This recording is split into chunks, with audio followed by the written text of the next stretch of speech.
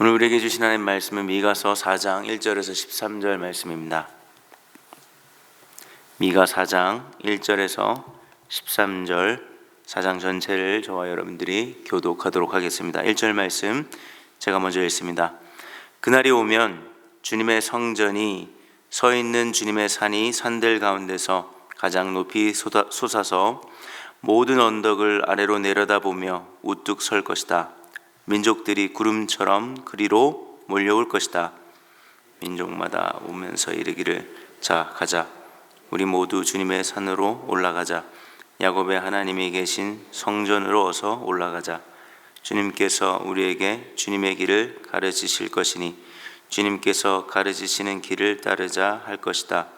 율법이 시온에서 나오며 주님의 말씀이 예루살렘에서 나온다. 주님께서 민족들 사이의 분쟁을 판결하시고 원근 각처에 있는 열강 사이의 갈등을 해결하실 것이니 나라마다 칼을 쳐서 보습을 만들고 창을 쳐서 낫을 만들 것이며 나라와 나라가 칼을 들고 서로를 치지 않을 것이며 다시는 군사 훈련도 하지 않을 것이다. 사람마다 자기 포도나무와 무화과나무 아래 앉아서 평화롭게 살 것이다. 사람마다 아무런 위협을 받지 않으면서 살 것이다. 이것은 만군의 주님께서 약속하신 것이다. 다른 모든 민족은 각기 자기 신들을 섬기고 순종할 것이다. 그러나 우리는 언제까지나 주 우리의 하나님만을 섬기고 그분에게만 순종할 것이다. 나 주가 선언한다. 그날이 오면 비틀거리며 사는 백성을 내가 다시 불러오고 사로잡혀 가서 고생하던 나의 백성을 다시 불러 모으겠다. 그들이 이역만리 타향에서 비틀거리며 살고 있으나 거리에서 살아남은 백성이 강한 민족이 될 것이다.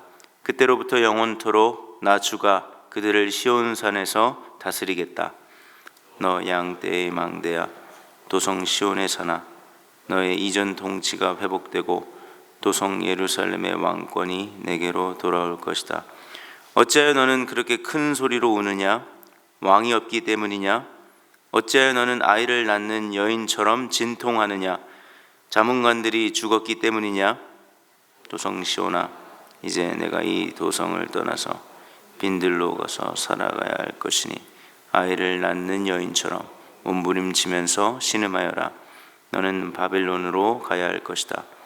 거기에서 주님께서 너를 건지시고 너희 원수에게서 너를 속량하실 것이다. 그러나 이제 많은 민족이 연합하여 너를 칠 것이다. 그들은 이르기를 시온은 망해야 한다. 이제 곧 우리는 이 도성이 폐허가 되는 것을 보게 될 것이다 한다. 그러나 그들은 나 주가 마음속으로 무엇을 생각하고 있는지를 알지 못한다. 한꺼번에 같은 방법으로 벌을 주려고 곡식을 타작마당으로 모아서 쌓듯이 그들을 한데 모았다는 것을 미처 깨닫지. 함께 읽겠습니다. 도성 시온아, 내 원수에게 가서 그들을 쳐라.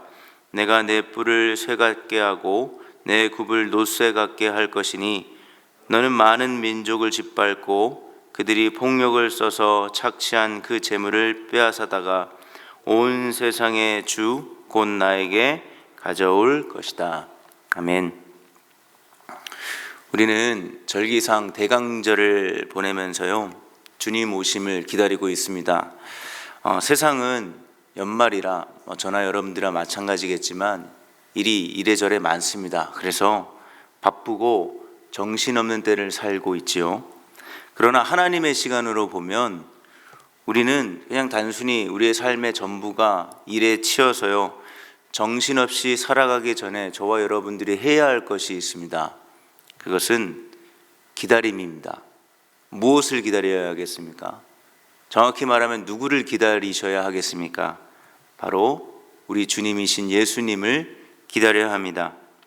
예수님을 기다리기 위해서는요 우리의 삶을 돌아보며 지금 당장 멈춰야 할 것이 무엇이고 또 예수님을 기다리며 지금 당장 해야 할 것이 무엇인지를 우리의 삶에서 구별하고 구별한 대로 살아가야 하는 우리의 결단이 필요합니다. 주님 오실 그날을 우리가 기대할 때, 주님이 오실 때 내 삶뿐만 아니라 여러분들의 개인의 삶의 어떤 변화뿐만이 아니라 우리 공동체 가운데, 온 세상 가운데 하나님께서 이루실 새하늘과 새 땅이 곧 다가올 것이고 모든 것이 변화될 것입니다. 그날을 기대하십니까? 그날을 기다리십니까? 주님 오실 그날을 기억하며, 그리고 그날이 속히 오시기를 우리가 기도하며 기다리는 삶, 이것이 대림절, 대강절을 지나 성탄절, 이게 우리의 신앙이 시작이거든요. 주님을 기다리는 것, 이것으로부터 우리의 신앙을 다시 점검하고 올 한 해를 마무리하며 내년을 함께 준비했으면 좋겠습니다. 미가 선지자도요, 그날을 기다리라 라고 오늘 말씀하고 있습니다. 그날이 어떤 날입니까? 오늘 말씀을 쭉 읽어보면 한마디로 평화의 날입니다. 3절에 그날에 주님께서 민족들 사이의 분쟁과 갈등을 판결하시고 해결하신다고 약속하시죠. 그래서 더 이상 뭐가 없습니까? 전쟁이 없습니다. 전쟁이 필요 없으니 뭐도 필요 없습니까? 무기도 필요 없죠. 그래서 칼을 쳐서 보습을 만들고 창을 쳐서 농사기구인 낫을 만듭니다. 나라와 나라가 칼을 들고 이제 더 이상 서로 치지 않습니다. 당연히 전쟁이 없으니 군사훈련도 없습니다. 4절의 사람들은 아무 위협도 받지 않고 나무 아래, 무화과 나무 아래 평화롭게 살게 될 것을 보여줍니다. 이것이 누구의 약속입니까? 만군의 주님, 만군의 여호와께서 내가 이렇게 할 것이다 라고 약속하시는 것이죠. 그러니 누구도 이 약속을 방해하거나 막을 수 없고 주님의 약속은 주님의 날에 반드시 이루어질 것입니다. 근데 오늘 본문을 보시면 이 약속이요, 단순히 이스라엘만을 위한 약속은 아니었습니다. 정확히 보시면 모든 민족을 위해 이런 약속을 해주시죠. 그래서 민족들이 지금 어떻게 하고 있습니까? 여호와의 산에 오릅니다. 왜 오릅니까? 여호와의 산에서 주님의 말씀이 나오기 때문입니다. 주님의 말씀을 배우는 것, 주님의 말씀을 듣는 것, 주님의 말씀을 따르는 것, 이것이 주님이 약속하신, 만군의 주님께서 약속하신 평화의 날을 믿고 기다리는 자들의 삶의 공통된 모습이라고 할 수 있습니다. 5절에 그렇기 때문에 다른 우상들을 섬기는 것이 아니라 언제까지나 하나님만을 섬기고 그분 말씀에 순종하며 살아가야 하는 것이죠. 우리는 오늘 말씀 앞에서, 오늘 이 기도회 자리에서 이렇게 스스로에게 좀 질문하시며 하나님 앞에 나아가셨으면 좋겠습니다. 나는 정말 내 삶 속에서 주님이 약속하신 이 평화의 날을 기다리고 있는가? 기다리고 있다면, 과연 정말 그렇게 기다리고 있다면 주님의 말씀을 배우기에 힘쓰고 듣기에 힘쓰며 주님의 말씀을 따르는 일에 힘쓰고 있는가? 내가 지금 힘쓰는 것이 어떤 것인가? 아니면 주님을 기다린다 말만 하면서 실제 하나님이 아닌 다른 우상을 섬기고 있지는 않은가를 스스로에게 묻고 우리 자신을 돌아볼 수 있는 기도의 시간이 되셨으면 좋겠습니다. 이스라엘 역사를 보십시오. 결국 이스라엘은 주님의 말씀을 따르지 않았습니다. 물론 하나님께서 한두 번 따르지 않아서 어떤 반응을 하신 건 아닙니다. 그러나 결국은 따르지 않았고 끝내 완악했고 강팍했습니다. 그래서 이스라엘 백성들도 하나님의 심판을 피할 수 없었죠. 그러나 여전히 남은 자들이 있었고 하나님은 그 남겨진 백성들을 다시 불러 모으고 다시 내가 회복시키겠다라고 오늘 미가 선지자를 통해서 약속해 주십니다. 우리도 마찬가지죠. 여러분들 히브리서 보시면 하나님의 백성의 증거, 하나님의 자녀됨의 증거 중에 하나를 무엇이라고 얘기합니까? 징계입니다. 우리가 항상 하나님 말씀에 순종하며 그 말씀대로만 살면 너무 좋겠지만 사실 우리는 그렇게 하지는 못합니다. 하나님을 떠나 내 마음대로 살 때가 있지요. 그럴 때 하나님은 언제나 항상 좋은 게 좋은 식으로 그냥 넘어가신 분은 아닙니다. 언젠가 하나님의 때에 하나님의 방식으로 우리를 징계하실 수도 있다는 것이죠. 그래서 9절에 보면 심판을 받은 이스라엘 반응이 어떻습니까? 슬픕니다. 하나님의 징계를 받는 것이 즐거울 수 없죠. 고통스럽습니다. 그래서 미가가 이스라엘 백성들에게 이렇게 묻지 않습니까? 너희가 이렇게 된 게 정말로 왕이 없어서 그렇게 된 것이냐? 우리에게 묻습니다. 이스라엘 백성이 정말 그래서 이렇게 슬픈 일을 당하는 것입니까? 정말 그런 겁니까? 이스라엘에게는 언제나 왕이 있었습니다. 사람이 아닙니다. 사람 이전에 왕을 세워달라고 하기 이전 역사부터 이스라엘 백성들에게는 왕이 있었습니다. 누굽니까? 바로 하나님이시죠. 이스라엘 백성들은 하나님을 자신의 왕으로 인정하지 않고 따르지 않았습니다. 그러니 아이를 낳는 그 고통처럼, 산고의 고통처럼 그들의 삶 가운데 주어지는 심판으로, 징계로 주어지는 고통을 지금 피할 수 없는 것이죠. 우리도 마찬가지입니다. 저와 여러분들도 왕이 없어서 지금 우리의 삶이 슬프고 산통처럼 여러분들의 삶에 여러 장르의 여러 종류의 고통과 슬픔이 계속해서 발생되는 것입니까? 모든 고통, 모든 슬픔을 다 이것 때문이다 라고 말할 수는 없습니다. 그러나 분명 그 가운데 왕이신 하나님을 우리가 인정하고 고백한다 라고 말하면서 여전히 하나님 없는 것처럼 실제적으로 살아가기 때문에 우리는 슬픔을 당할 수밖에 없는 일들도 있습니다. 하지만 오늘 말씀을 보십시오. 그 슬픔이, 그 고통이, 그 눈물이 눈물로 끝납니까? 슬픔으로 시작해서 슬픔으로 끝납니까? 아닙니다. 슬픔은 슬픔으로 끝나지 않습니다.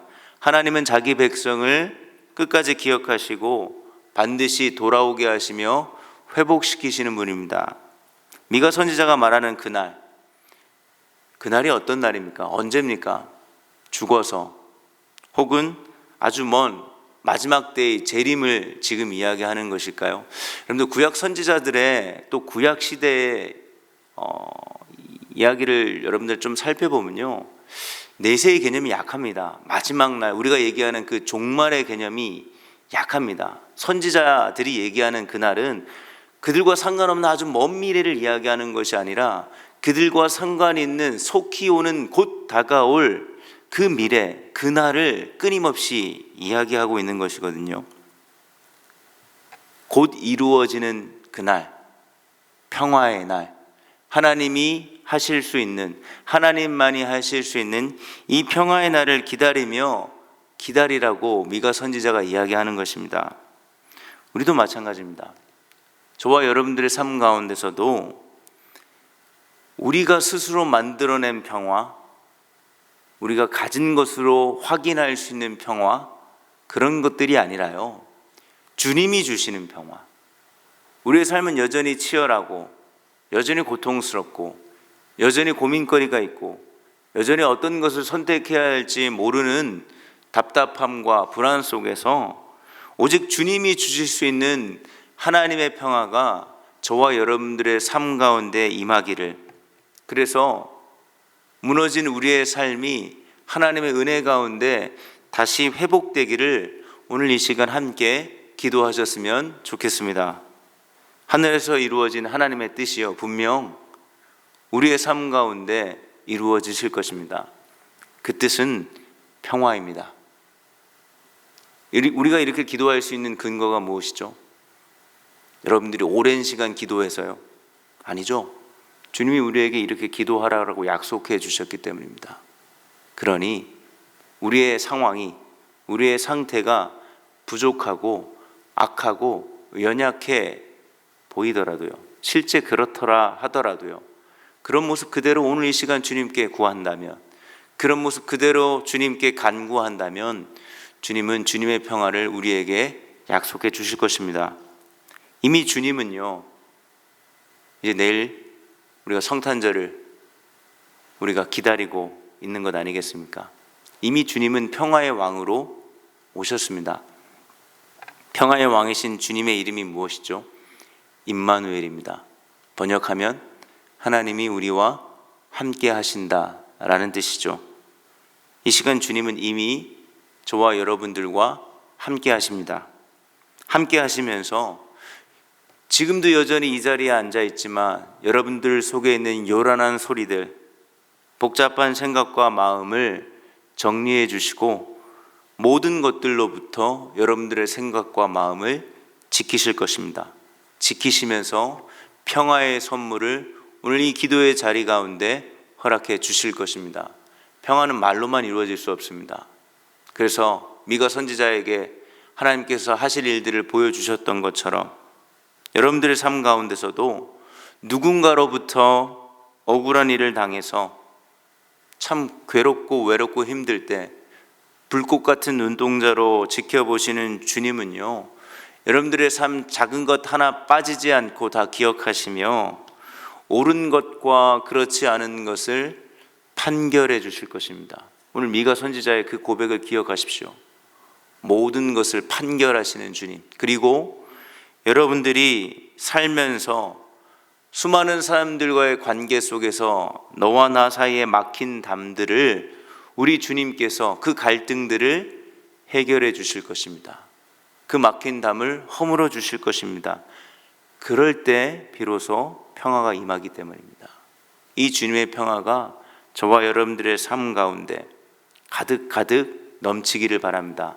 이날은 우리가 죽어서 혹은 이 땅 가운데 살면서 혹시나 주님께서 그날이 오시면 이루어지는 것만이 아니라 저와 여러분들의 삶 가운데 지금 여기에서 누릴 수 있는 그날입니다. 그날을 기다릴 수 있는 우리가 되셨으면 좋겠습니다. 말씀을 정리합니다. 그런 맥락에서 여러분들에게 다시금 묻습니다. 살면서 이런 날이 올 것을 기대하십니까?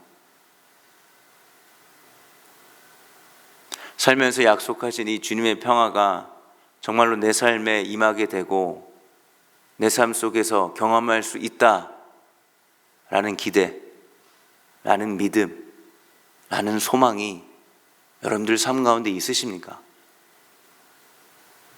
언젠가부터 이런 기대와 소망이 꺾여버리고 더 이상 주님이 약속하신 평화 기다리지 않고 내 방식대로 살아가고 계시지는 않습니까? 오늘 이 시간 우리는 다시 주님께 돌아가길 원합니다. 이것이 우리의 가장 중요한 기도 제목이 되셨으면 좋겠습니다. 주님의 말씀을 배우고 주님의 말씀을 따라 다시 살아가기를 결단하는 자리가 되시기를 바랍니다. 연말이라 바쁘고 정신없고 그 가운데 점점 열심히는 사는데 몸과 마음이 지쳐가고 메말라가는 우리의 현실 속에서 누군가와 연결되고 작은 친절, 누군가를 향한 섬김, 마음을 담은 따뜻한 그 한마디의 위로가, 격려가 삶의 여유와 평화를 누리게 하는 여러분들 한 사람 한 사람이 평화의 전달자로 살아가시기를 부탁드리겠습니다. 이미 여러분들 안에 주님이 함께 하시고 주님이 주시는 평화의 선물을 가진 자로서, 선물을 받은 자로서 평화의 전달자로 살아가십시오.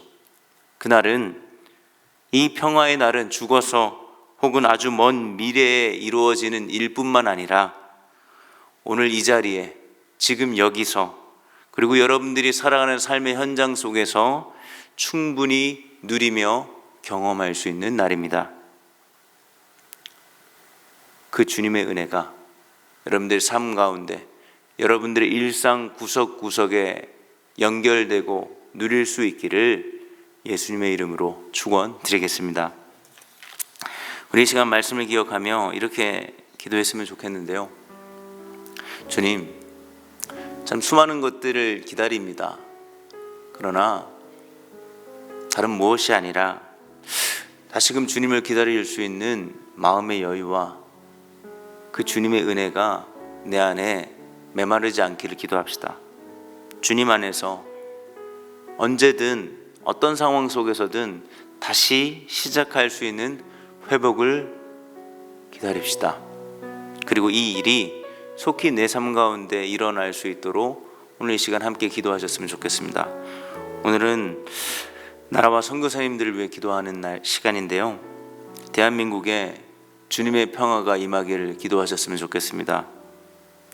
하나님의 평화는 분명히 불의를 판결하고 수많은 관계 속에서의 갈등이 해결돼야 평화가 임하는 것입니다. 이 일들이 하나님께서 귀한 사람들을, 지도자들을 세워서 주님의 평화가 대한민국에 임하기를 우리 기도하셨으면 좋겠고요, 우리 선교사님의 사역들이 평화의 전달자가 되시기를 우리가 좀 기도했으면 좋겠습니다. 그들에게 가장 큰 선물은 예수 그리스도를 전달하는 것입니다. 이 전달이 그냥 말로만 끝나는 것이 아니라 받는 모든 사람들에게 진짜 가장 큰 선물이 되며 그 선물을 누릴 수 있는 은혜의 현장이 될 수 있도록, 그 사역이 지치지 않고 끝까지 이 일들을 감당하실 수 있도록 우리 이 두 가지 기도 제목을 가지고 합심해서 기도하며 각자 개인의 기도의 자리로 나아가도록 하겠습니다. 기도합시다.